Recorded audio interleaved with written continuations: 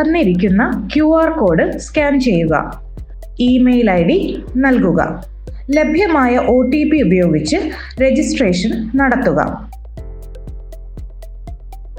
തുടർന്ന് വരുന്ന പേജിൽ നിങ്ങളുടെ മൊബൈൽ നമ്പർ രേഖപ്പെടുത്തുക. വാട്സപ്പ് സൗകര്യം ലഭ്യമായ മൊബൈൽ നമ്പർ രേഖപ്പെടുത്തുന്നതിന് ശ്രദ്ധിക്കുക. നിങ്ങളുടെ പേര് രേഖപ്പെടുത്തുക.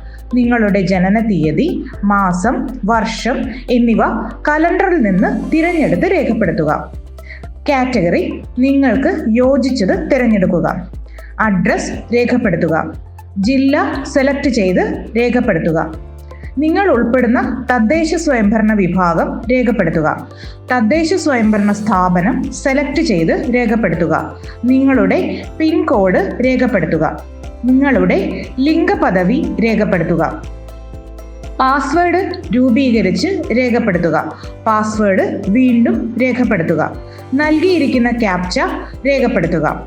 രജിസ്റ്റർ എന്ന ടാബിൽ പ്രസ് ചെയ്ത് രജിസ്ട്രേഷൻ നടപടികൾ പൂർത്തീകരിക്കുക. തുടർ അറിയിപ്പുകൾ ഇമെയിൽ, SMS, വാട്സപ്പ് വഴി ലഭ്യമാകും.